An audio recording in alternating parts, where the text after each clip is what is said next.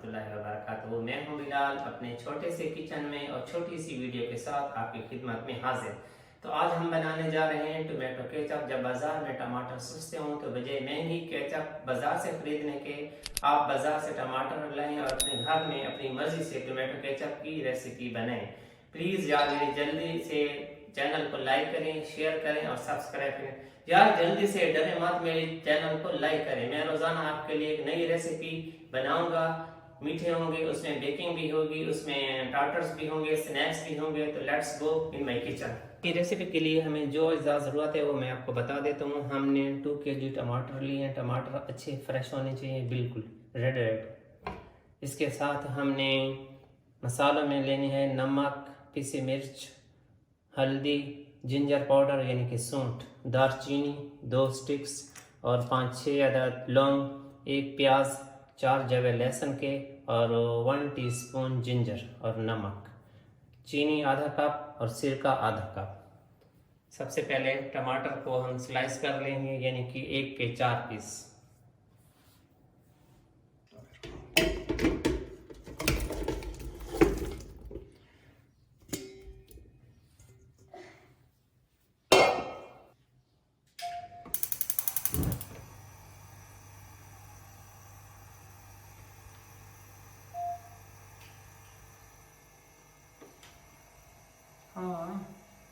टमाटर इसमें डाल दिए। इसको तकरीबन 10 मिनट पहले कुक करना है। जब इसका पानी, टमाटरों का अपना पानी इसके अंदर आ जाएगा, फिर इसको हम हल्की आंच पर पकाएंगे। इसके साथ हमने 2 kg टमाटर लिए थे, उसको 1 के 4 पीस कर लिए। हमने टमाटर पैन में डाल दिए। इसके साथ हमने 1 अदद प्याज ले ली, वो भी इसके अंदर अब डाल रहे हैं। ये 4 जवे लहसुन के, 2 स्टिक्स दालचीनी के और 6 अदद लौंग, आधा टीस्पून हल्दी, आधा टीस्पून जिंजर पाउडर और 1 टीस्पून मिर्च, सॉल्ट टू टेस्ट। आप इसको मिक्स कर लें। इस पर ढक्कन लगा दें ताकि इसके अंदर स्टीम पैदा हो जाए और टमाटर अपना पानी छोड़ दें और उसी के अंदर वो नरम हो जाए। हम इसके अंदर अब ढक्कन लगा रहे हैं। तकरीबन 5-10 मिनट आप इसको पकाना है ताकि इसके अंदर भाप पैदा हो जाए और टमाटर इसके अंदर गल जाए, नरम हो जाए। ये देखिए अब टमाटरों का पानी निकल आया है।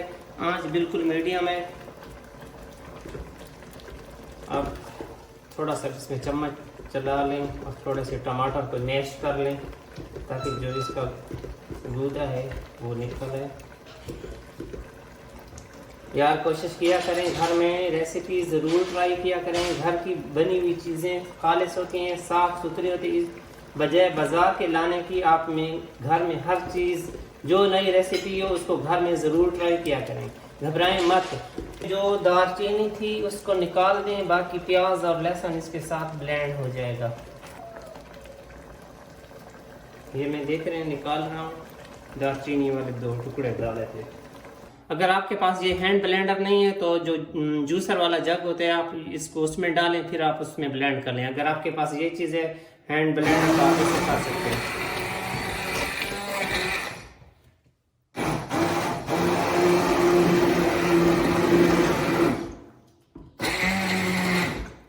देख रहे हैं हमने इसको पीस लिया और ये स्मूथ सा पेस्ट बन गया। अब हम इसको छानेंगे।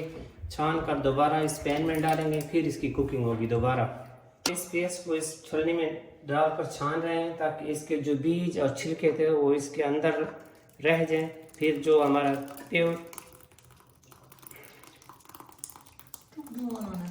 प्योर यानी कि इसका मिक्सचर होगा, फिर उसको हम दोबारा कुक करेंगे, उसको दोबारा पकाएंगे। उसमें 2 अज्जा भी उसमें डालने बाकी हैं। तो चम्मच चला लें इसके अंदर ताकि ये के बाद ये देख रहे हैं ये इसके छिलके हैं, बीज है और जो लौंग वगैरह थे वो इसके अंदर अब ये निकल आए। ये इसका हो गया पल्प, इसको निकाल लें। टमाटर को छान लिया था, आप जो देख रहे हैं इसका बिल्कुल प्योर किस्म का ये जो उसकी जूसेस, जो उसका पल्प था वो निकल आया है। अब हम इसको दोबारा पैन में डालेंगे, दोबारा इसकी कुकिंग होगी।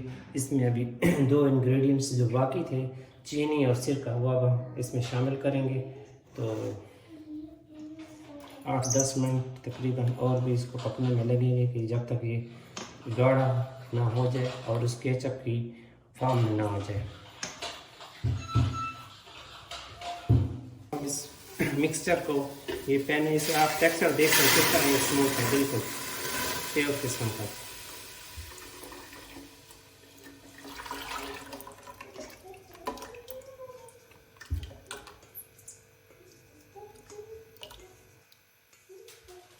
तकरीबन 20 से 25 मिनट इसको गाढ़ा होने में लगेंगे। तो इसको गाढ़ा होने तक पकाना है। जो इसका पकने का पता हमें किस तरह चलेगा, वो जब स्टेज आएगी वो मैं आपको दिखाऊंगा कि ये जब हमारी ये जो केचप है ये फुल पक चुकी है। साथ साथ मैं इसका भी ख्याल रखा करें किचन में, ये ना हो कि आप चीज़ें पकाते रहें और गंद फैलाते रहें। सफाई साथ साथ ज़रूरी होती है। कर रहे हैं चीनी आधा कप और आधा कप सिरका है।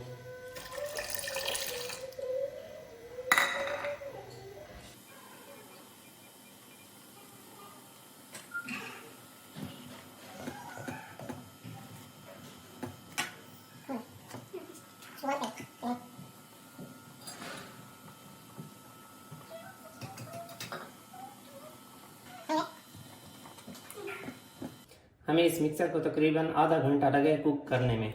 अब ये इसका फाइनल जो इसकी लुक है ये देख रहे हैं आप, इसका ये एक एक ड्रॉप गिरना चाहिए, ये नहीं कि आप डालें और नीचे गिर जैसा। ये तकरीबन हमारी रेसिपी हो गई मुकम्मल। अब इसको हम स्टरलाइज जार में डालेंगे। जो बाटल हो वो स्टरलाइज होना है, तो इसमें कोई हमने प्रिजर्वेटिव नहीं डाला, नहीं तो ये ख़राब हो जाएगी। और जब आप निकालें तो खुश्क चम्मच इस्तेमाल करें, गीला चम्मच आप इसमें बिल्कुल नहीं डालना।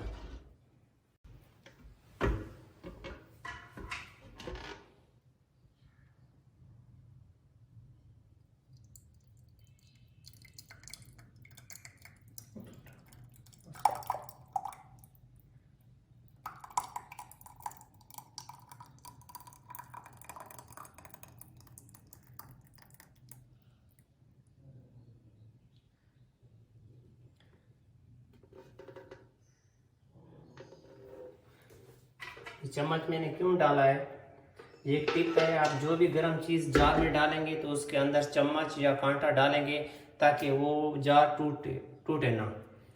तकरीबन अब इसको रूम टेम्परेचर बाहर रखेंगे। जब ये बिल्कुल ठंडा हो जाएगा फिर इसको आप फ्रिज में रख सकते हैं। ये हमारी आज की रेसिपी हो गई मुकम्मल, जो कि बहुत ही आसान थी।